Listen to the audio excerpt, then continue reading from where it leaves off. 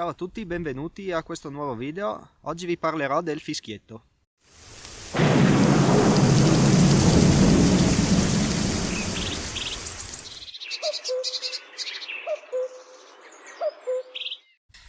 Allora, per quanto mi riguarda, il fischietto è un elemento fondamentale da avere soprattutto in determinate situazioni, magari in situazioni potenzialmente pericolose, come può essere andare nel bosco o in montagna da soli.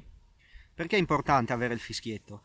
Perché il fischietto mi permette di emettere dei segnali acustici molto forti, molto più forti di quanto posso fare con la mia semplice voce.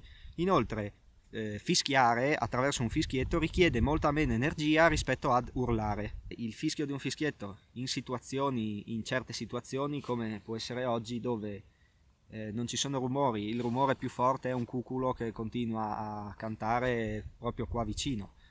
Se io adesso fischio, probabilmente mi sentono giù fino in paese, quindi un fischietto è in grado di emettere un suono che può viaggiare in situazioni ottimali, può viaggiare per chilometri. Inoltre, se ho già avvertito qualcuno per cui sto male o già mi stanno cercando perché non torno a casa da ore, le squadre di ricerca utilizzano dei cani e i cani sono più sensibili al fischietto, per cui non è detto che magari ci senta una persona, ma ci può sentire un cane dei soccorritori. Per cui il fischietto è un oggetto piccolino, che non ingombra, che non pesa, ma diciamo è molto potente e può essere veramente utile soprattutto in situazioni di emergenza. Perché a cosa può servire il fischietto? Un fischietto può servire per chiedere aiuto, per richiamare l'attenzione, oppure per segnalare un pericolo a una persona che è lontana da me e se urlo magari non mi sente. Quindi, in una situazione di emergenza, come va usato il fischietto? Beh, io posso prenderlo e iniziare a fischiare a tutto spiano, finché qualcuno non mi sente.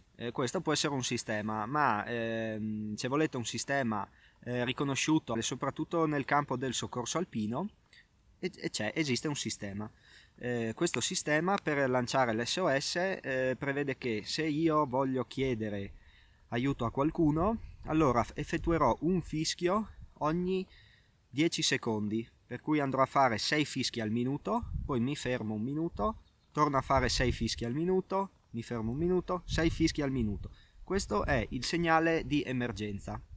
Se io sto camminando e sento qualcuno che fischia, ancora meglio qualcuno che fischia effettuando questi 6 fischi al minuto, posso rispondergli sempre utilizzando il fischietto con un segnale che vuol dire ok, ti ho sentito, magari adesso o vengo a cercarti o avverto qualcuno, per cui si prende sempre il fischietto e si effettua un fischio ogni 20 secondi, per cui 3 fischi al minuto, poi si fa la pausa di un minuto, si tornano ad effettuare 3 fischi al minuto.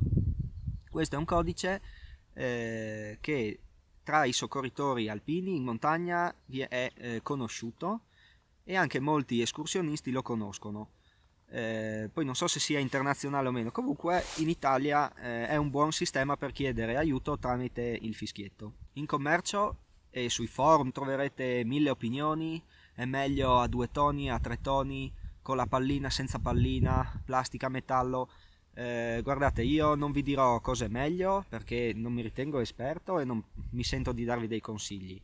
Vi faccio vedere cosa ho deciso di utilizzare. Allora, fino a poco tempo fa utilizzavo questo fischietto modello arbitro, diciamo, con la pallina in plastica.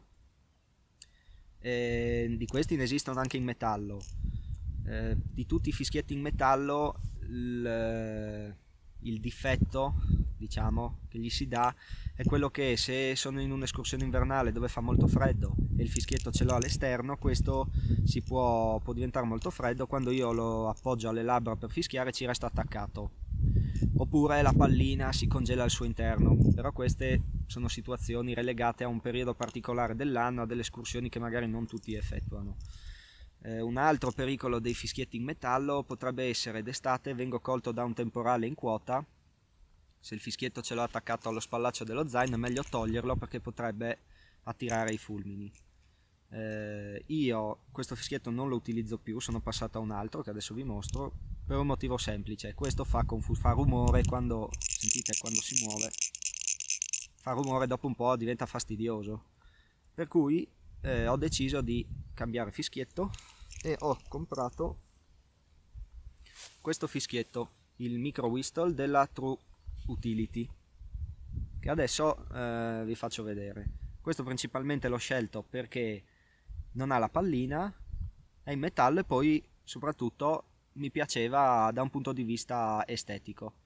Allora, il fischietto vi arriva in una confezione di plastica con la chiusura di sicurezza.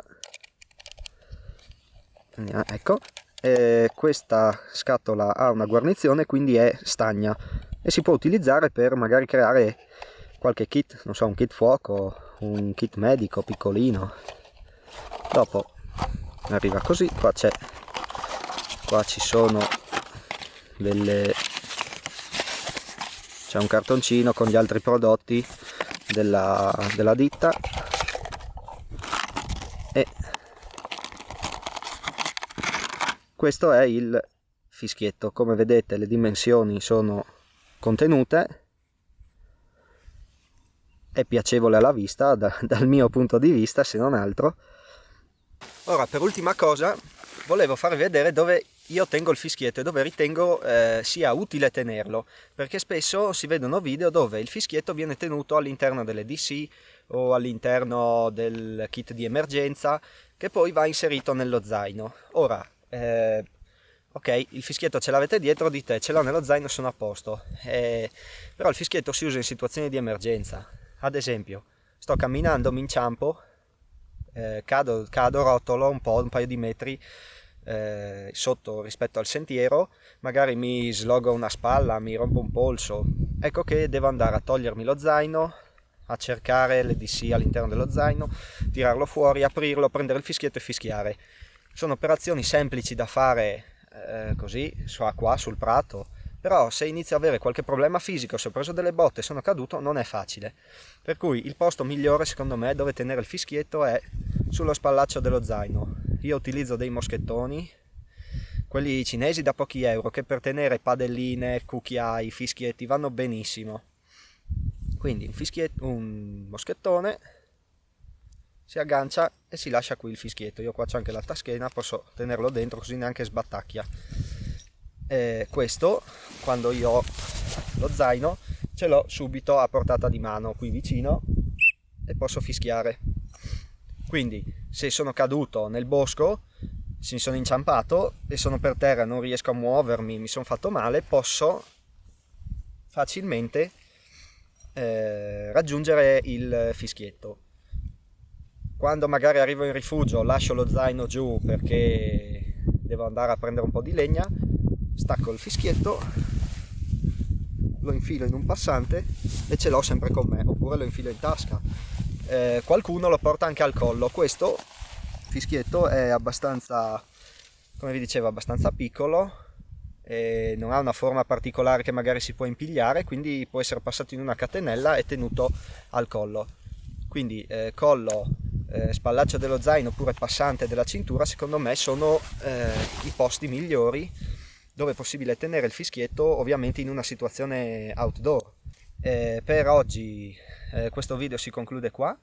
Lasciatemi dei commenti, ditemi cosa ne pensate rispetto a come utilizzo io il fischietto, se voi avete altri utilizzi o altri consigli. Vi metto anche il sito, dove in descrizione vi metto il sito dove ho comprato questo fischietto. E quindi per oggi è tutto, ci vediamo nel prossimo video. Ciao ragazzi!